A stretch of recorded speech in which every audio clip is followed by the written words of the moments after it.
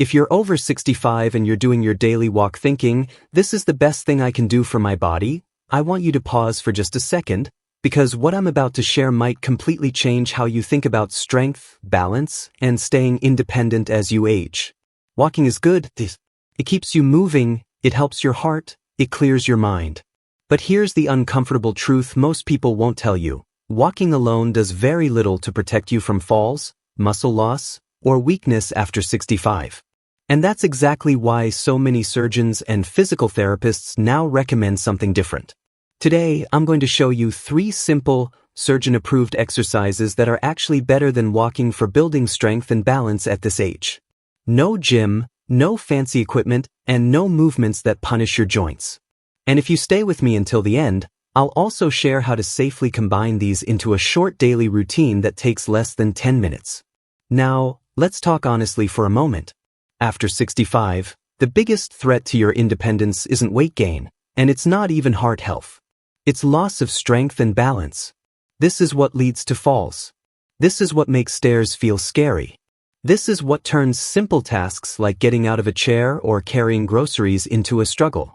Surgeons see this every single day.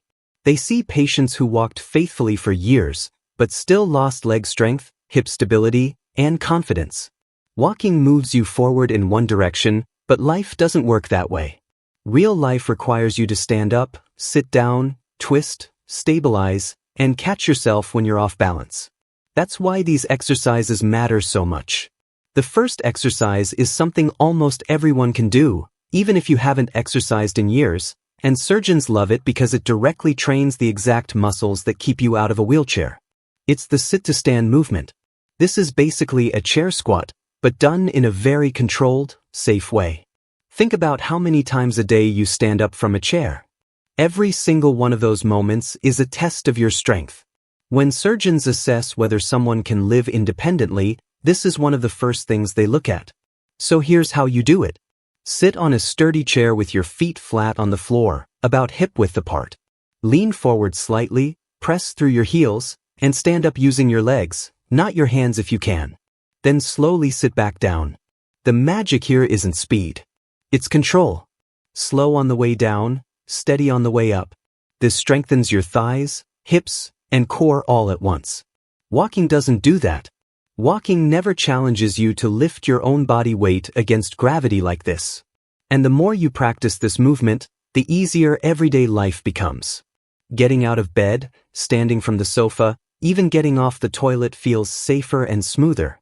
Now let's talk about balance, because this is where walking really falls short. Walking is repetitive and predictable. Balance in real life is not. Surgeons often say that balance is a skill, and like any skill, it must be practiced. That brings us to the second exercise, which looks almost too simple to be effective, but don't be fooled. It's the single leg stand. This is one of the most powerful balance exercises you can do after 65, and it's often used in medical assessments to predict fall risk. Stand near a wall or a chair so you can hold on if needed. Shift your weight onto one leg and gently lift the other foot off the ground. You don't need to lift it high. Even an inch is enough. Hold that position while breathing normally. What's happening inside your body right now is incredible. Your ankles, knees, hips, and core are all working together to keep you upright. Your nervous system is firing signals to keep you stable. Walking doesn't challenge this system nearly as much. Over time, this exercise retrains your body to react faster if you trip or slip. That split-second reaction can be the difference between catching yourself and ending up on the floor. And here's something most people don't realize. Balance isn't just about your legs. It's about your brain. When you practice standing on one leg, you're sharpening the communication between your brain and your muscles. Surgeons know this is critical after 65 because reaction time naturally slows with age. Exercises like this help reverse that process. Start with just 10 seconds per side if that's all you can manage. That's perfectly fine. Progress happens quietly. One day you'll realize you can hold it longer, and that confidence spills into everything else you do. Now let's move to the third exercise, and this one is a favorite among orthopedic surgeons because it protects the hips and spine at the same time. It's the standing hip hinge. This movement trains your body to bend safely, which is something we all do every day whether we think about it or not. Picking something up from the floor, leaning over the sink, tying your shoes. Done incorrectly, bending is one of the fastest ways to hurt your back. Done correctly, it builds strength and stability. Stand tall with your feet about hip-width apart. Place your hands on your hips. Now, instead of bending your back, push your hips slightly backward while keeping your chest proud. You should feel a stretch and engagement in the back of your legs and your glutes. Then squeeze your glutes and return to standing. This exercise strengthens the muscles that protect your spine and hips. Walking barely touches these muscles.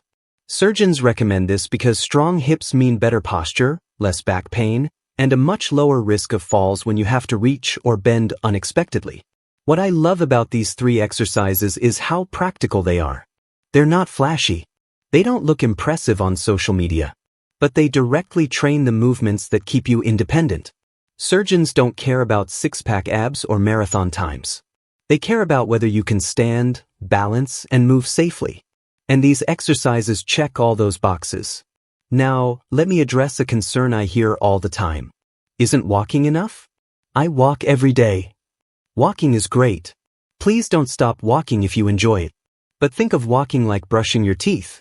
It's maintenance. These exercises are like strengthening the foundation of your house. Without them, things slowly weaken no matter how much you walk. Just a few minutes a day of these movements can do more for your long-term strength and balance than an hour-long walk. Here's how I recommend using them. You don't need a long workout.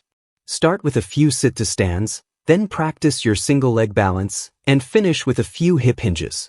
Done slowly and with intention, this can take under 10 minutes. The key is consistency, not intensity. Surgeons will always tell you that small, regular movements done safely beat aggressive workouts that lead to injury. If you're watching this and thinking, I'm too old to start, let me stop you right there. Age is not the limiter. Inactivity is. I've seen people in their 70s and 80s regain strength they thought was gone forever just by practicing these basic movements. Your body is incredibly adaptable, even now. And before we wrap up, let me give you one important safety tip. Always move within your comfort zone. Use support when you need it. There is zero shame in holding a chair or wall. The goal is not to impress anyone. The goal is to stay strong, steady, and independent for as long as possible. Now, if this video helped you see exercise differently, do me a favor. Hit the like button so more people over 65 can see this message. Subscribe to the channel because every week I share simple, science-backed ways to stay strong without damaging your joints. And most importantly, leave a comment below telling me your age and which of these exercises you're going to start with today. I read every single comment, and it helps this community grow stronger together. Stay consistent, stay safe, and I'll see you in the next video.